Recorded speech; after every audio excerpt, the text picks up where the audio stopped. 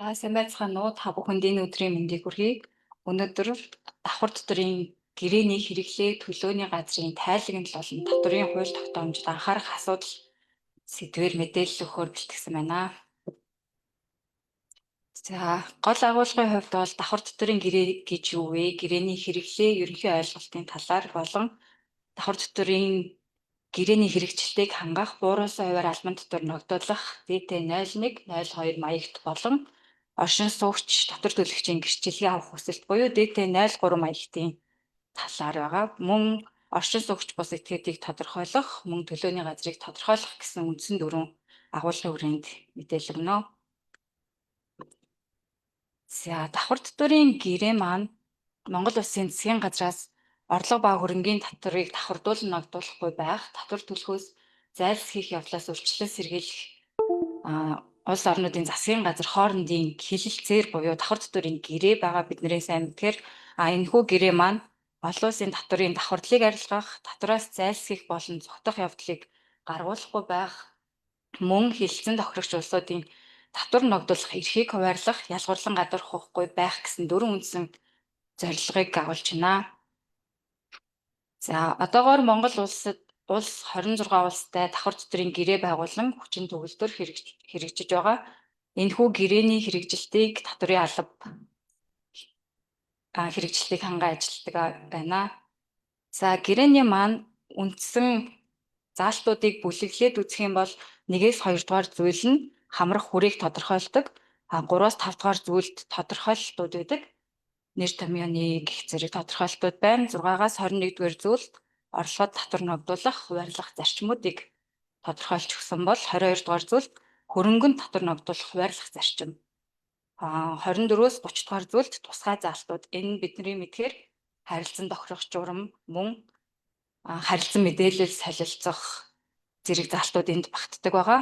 Үүний дараагаар 31-ээс 32 дугаар зүйлд өсгөлийн заалтууд зохицуулагдаж өгсөн байдаг. Та бүхэн давхар доторын гэрээг Монголын татврын албаны вебсайтаас татвар цэсний олон улсын татвар цэснээс харах боломжтой байгаа шүү. За, давхар доторын гэрээг хэрэгжүүлэх дараалал маань эхлээд бид дотоодын хуульд хэрхэн зохицуулсныг харна. Дотоодын хуулиар Recording in progress. байх юм бол давхар доторын гэрээгээ баримтлана гэсэн үг. За, гадаг шилжүүлсэн орлогод албан татвар ногдуулан суудах харилцааг Монгол улсад дотоодын хуулиар бол аж ахуй нэгжийн орлогын албан татврын тухай хуулиар зохицуулдаг байгаа. Тус хуулийн 22-ийн 4 заасны дагуу 18-ийн 6-гийн 6 болон 18-ийн 6-гийн 8-д заасан Монгол улсад олсон орлого болон Монгол улсаас их үүсвэртэй орлогод тухайн хуульд заасны дагуу 20%-аар албан татврыг ногдуулан суудган төлөгчийн хувьд төсөвт төлөх зохицуулттай байдаг. За, давхар доторын гэрээг хэрэглэхдээ эдгээр 3 алхмын дагуу шалгах хэрэгтэй. Нэгдүгээр алхам дээр болохоор суудган ногдуулах татврын хувь хэмжээг хэрхэн тодорхойлох вэ? Энд түрүүний хэлснээр эхлээд бид нар дотоодын хууль юу гэж зохицуулсныг харна. Дараагаар давхар доторын гэрээнд хэрхэн зохицуулсныг харна. Ингэхдээ бид хамгийн эхлээд юун түрүүнд тухайн орлого шилжүүлж байгаа улс маань Монгол улстай давхар доторын гэрээтэй улс мөн үү гэдгийг харах нь байна. Гэрээний аль нэг талын танаа шилжүүлсэн орлогыг хүлээн авч байгаа компани аж ахуй нэгж маань тухайн гэрээний аль нэг тал болох улсын байнгын оршин суугч татвар төлөгч мөн үү гэдгийг бас бид нар шалгана. Мөн ямар төрлийн орлогод хамаарч ийн вэ гэдгээ шалгах хэрэгтэй. Дараа нь орлогод ногдох татварыг бууруулсан хувийн хэмжээгээр ногдуулах юм уу? Эсвэл аль нэг улсад төлөхөөр хуваарлсан байгаа мó гэдгийг энэ дээр шалгах хэрэгтэй. Бас нэг чухал зүйл маань болохоор татврынхаа хувь хэмжээг бид нэр зөв тодорхойлох хэрэгтэй байдаг. Энэ дээр татвар төлөгчд маань маш их эргэлздэг.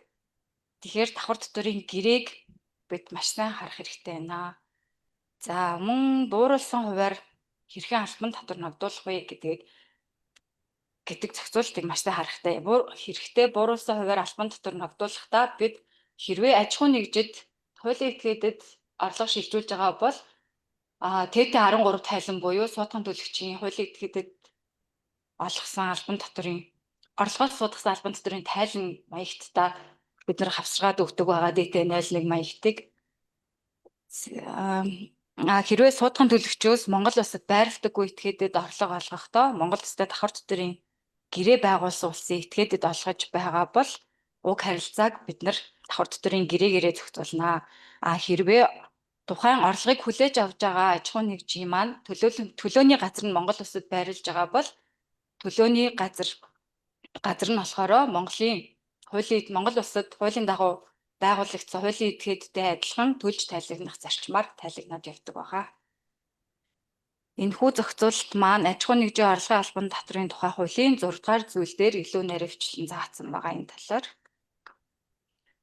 За, эндээс харахад хил дамсан ажил гүйлгээ нь болохоор давхар дотрын гэрээтэй салшгүй холбоотой байдгийг бид мэднэ. Орлого хүлээн авч байгаа этгээд бол тухайн гадаад улсад төлсөн татвараа Монгол улсад төлөх албан татвараасаа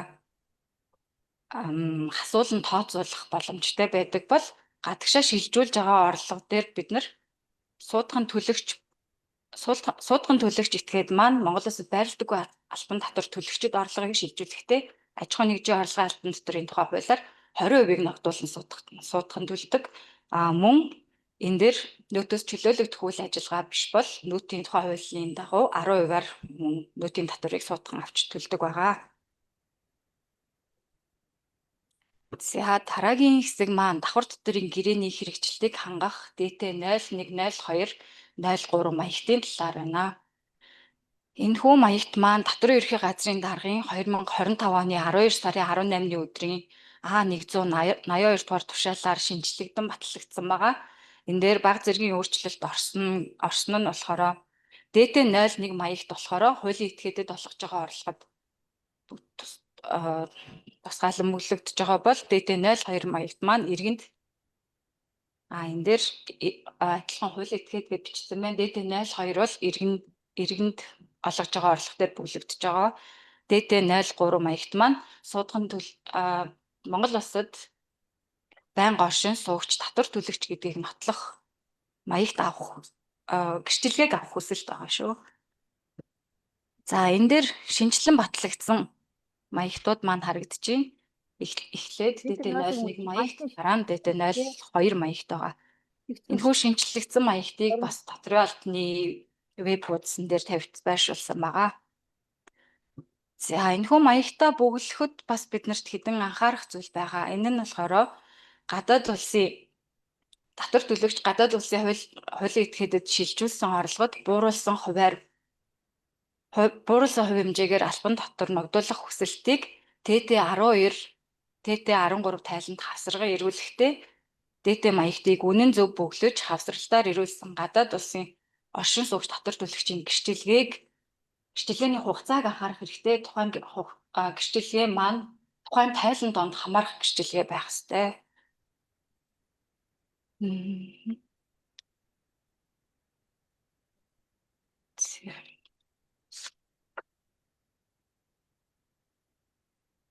За, энэ дээр бас нэг хэлэх юм маань болохоор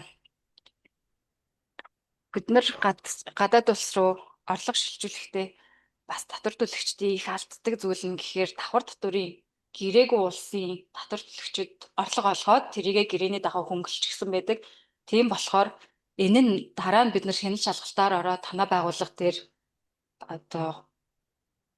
нөхөнт харгуул акт тавилах үндэслэл болоод идэг болохоор та бүхэн эхлээд давхар дотрын гэрээтэй улсын оршин суугч татвар төлөгч мөн үү гэдгийг маш сайн шалгах хэрэгтэй. Тэгээд тухайн орлогоо бас аль төрлийн орлогот хамаарах вэ гэдгийг зөв тодорхойлох хэрэгтэй.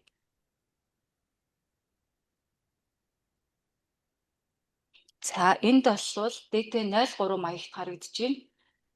Оршин суугч татвар төлөгчийн гэрчлэгээ авахар хүсэлт гаргаж байгаа этгээд маань тухайн хүсэлттэй тухайн орлогыг олох ажил үйлчилгээ гүйцэтгэх гэрээгээ мөн тухайн маягтыг үнэн зөв бөглөж эрүүлэх хэрэгтэй байгаа.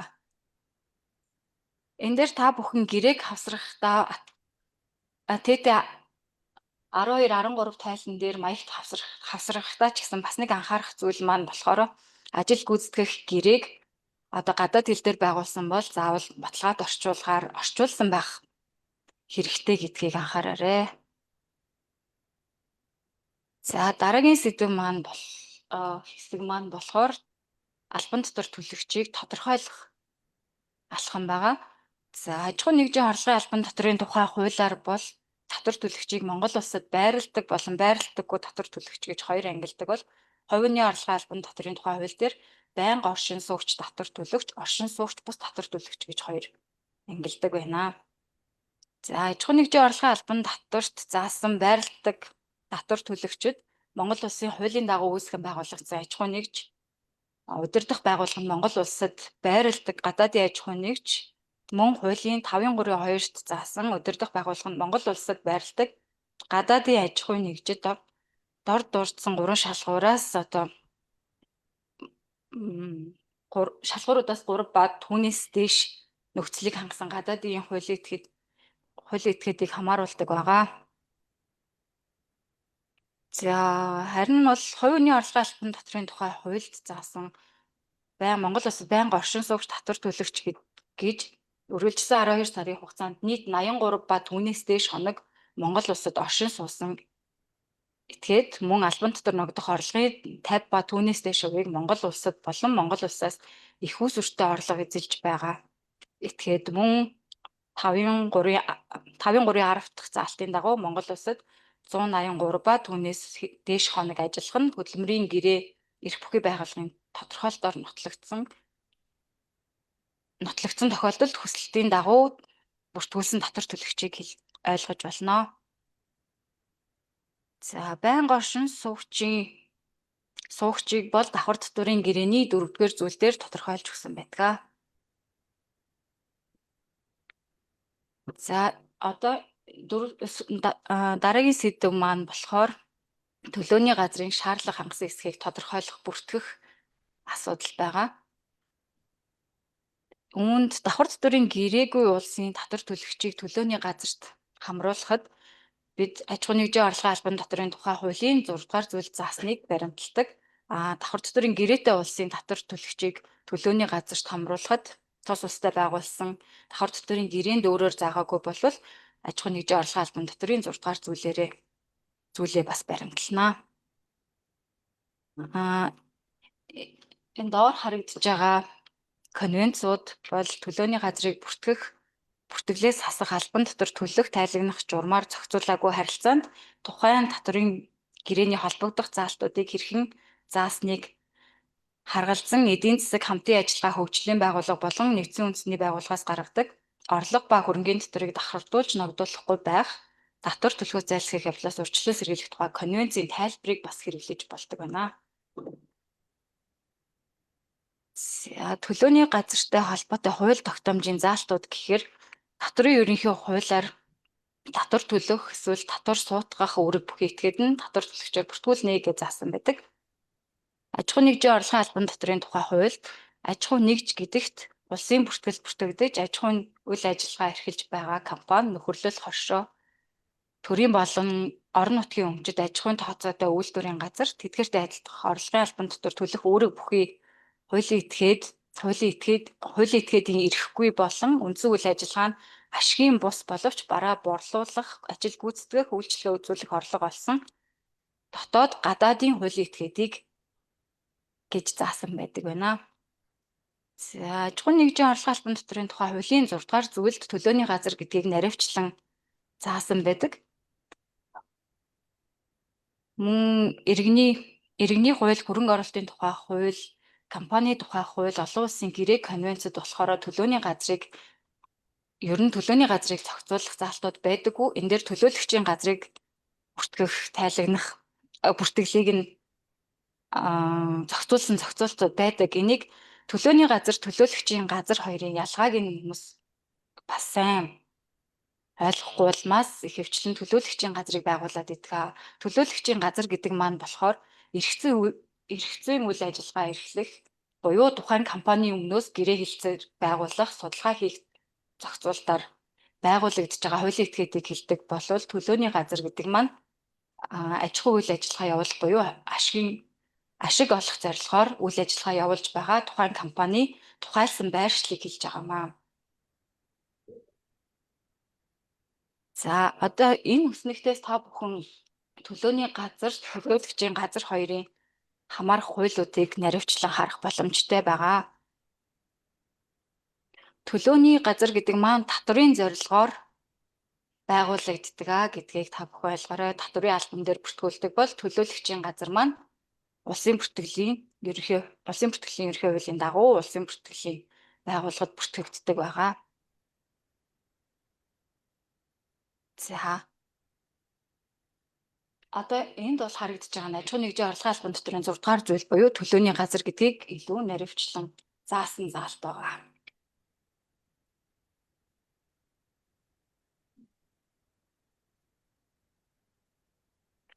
За энэ дээр төлөөний газрын бүртгэлтэй холбоотой жоох юм хэлээ. Аж ахуйн нэгжийн орлогын албан татврын тухай хуулийн 6 дугаар зүйл болон давхар татврын гэрээний 5, 7 дугаар зүйл заасны дагуу төлөөний газрыг албан татвар төлөгчөөр бүртгэх, бүртгэлээс хасгах, төлөв тайлагнахтай холбоотой зохицуултыг Татврын ерхий газрын даргын 2019 оны А272 дугаар тушаалын хавсралтаар батлагдсан төлөөний газрыг бүртгэх, бүртгэлээс хасах, албан татвар төлөх, тайлагнах журмаар зохицуулдаг байгаа. Төлөөний газраар бүртгүүлэхэд та бүхэн эдгээр материалуудыг бүртгүүлэх шаардлагатай байх нэ. Энэ нь татвар төлөгчөөр бүртгүүлэх хүсэлтийн маягт гадаад улсын аж ахуйн нэгжийн Монгол улсад төлөөний газраа байгуулах тухай тусгасан шийдвэр, тэгээ гадаад улсын татвар төлөгчөөр бүртгүүлсэн татвар төлөгчийн гэрчлэгээ, толгой компани хуулийн этгээд дээр бүртгүүлсэн баримт бичиг, хуулбар, компани дүрм, Монгол улсаас их үүсвэртэй орлого отлохыг нотлох, Монгол улсын этгээдтэй байгуулсан гэрээний хуулбар хэрэгтэй, төлөөний газрын хаяг байршлыг нотлох баримт, төлөөний газрыг удирдах этгээдийг томилсон шийдвэр болон итгэмжлэл, төлөөний газрын удирдлагын анкет, баримт бичгийн хуулбар хэрэгтэй, төлөөний газрын мөн эхлэлийн санхүүгийн тайлан зэрэг энэ материалуудыг бүртгүүлэн төлөөний газраар бүртгүүлэх боломжтой байх нэ. За төлөөний газрын эрх зүйн байдлын талаар хэлэхэд татврын зорилгоор төлөөний газар маань татврын зорилгоор зөвхөн татврын албанд бүртгэгдэх аж ахуйн нэгжийн орлогын албан татврын тухай хуулийн дагуу Монгол улсад байрлагдаггүй татвар төлөгч болно.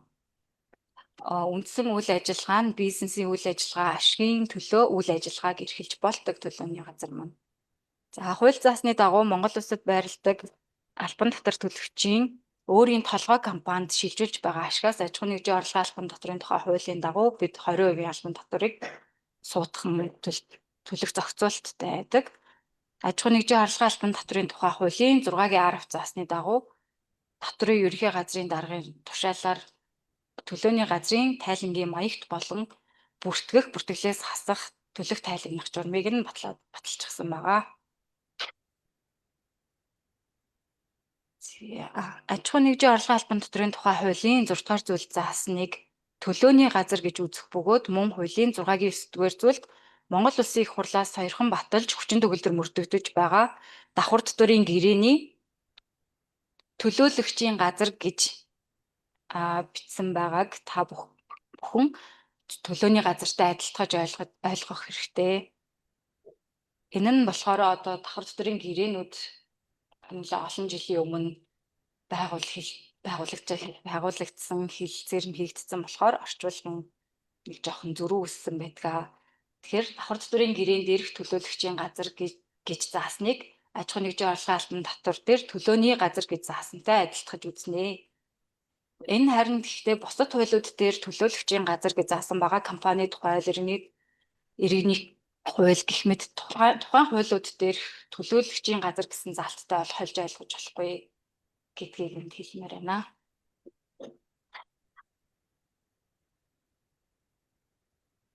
За энд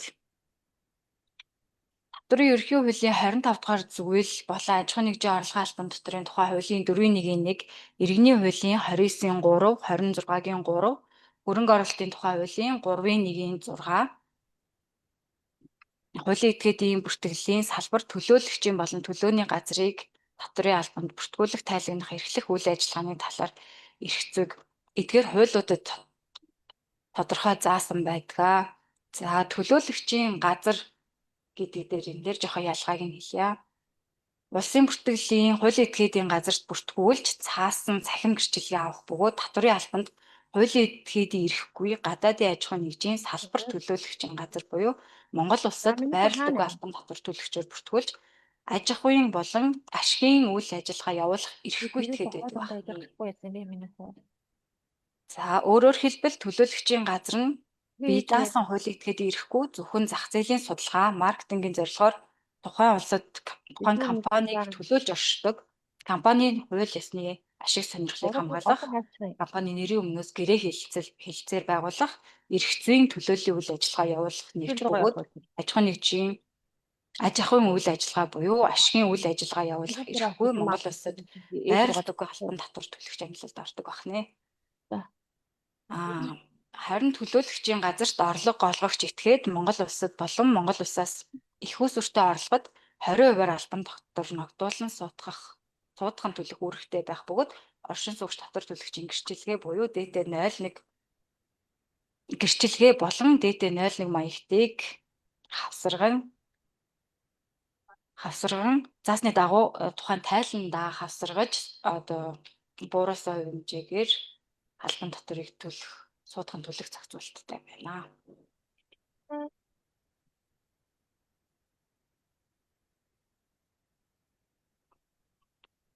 За Монгол улс дахь төлөөний газрын татвар ногдох орлого нь Монгол улсад болон Монгол улсаас их усүртэй олсон орлого үйлчилгээний борлуулалтын орлого болон бусад ашиг олох зорилгоор гүйцэтгэсэн ажиллагаанд хамаарах орлогоос бүрддэг байна. Төлөөний газрын татвар ногдуулах орлого нь түүнтэй ижил төстэй үйл ажиллагаа, ижил төстэй нөхцөл бие даасан байдлаар гүйцэтгэн олж болох этгээдийн татвар ногдуулах орлогоос багагүй байдаг. За энд мөн төлөөний газрын татвар ногдох орлогоос хасагдах хасагдах гадаад улсад гарсан зарлыг тодорхойлохдоо бодиттой хуваарлан үндэслэлтэй хэсгийг нотлох баримтад үндэслэнэ. Төлөөний газрын татвар ногдуулах орлогыг тодорхойлох харилцааг Монгол улсын татварын хууль тогтоомж болон бүртгэх тайлагнах журмаар зохицуулаагүй бол давхар татварын гэрээнд заасан залтыг баримтлана. За энд төлөөний газар болон төлөөлөгчийн газрын бүртгүүлэх төрлийн бүртгэлүүд өгөх тайлагнах тайлангийн төрлүүд байна. Төлөөлөгчийн газар нь татварын төрлөөр бүртгүүлж болно. Ингэхдээ цалин хөдөлмөрийн хөлс, шагнал урамшуулал, тэдгээртэй адилдах хөдөлмөр эрхлэлтийн орлого, шууд бус орлогоос судгасан албан татвар төлөгч тайлангийн төрлөөр бүртгүүлэх боломжтой байх нь суудгагчийн аж ахуй нэгжид олгосон орлогоос судгасан албан татвар төлөгч гэсэн төрлөөр бас бүртгүүлэх боломжтой судгагчийн хөвөнд олгосон орлогын албан татвараас судгасан албан татвар төлөгч төрлөөр мөн бүртгүүлэх боломжтой байх нэ. ТТ29 тайлангийн хувьд бол толгой компаниараа тайлагнана. Төлөөний газрын хувьд аж ахуйн нэгжийн орлогын албан татварын тухай хуульд зааснаар Монгол улсад байрладаг татвар төлөгчтэй адил зарчмаар төлж тайлагнана гэсний дагуу Монгол улсад байрладаг татвар төлөгч ямар төрлийн тайлангууд өгж ийн яг түүнтэй адилаар тайлагнаад явна.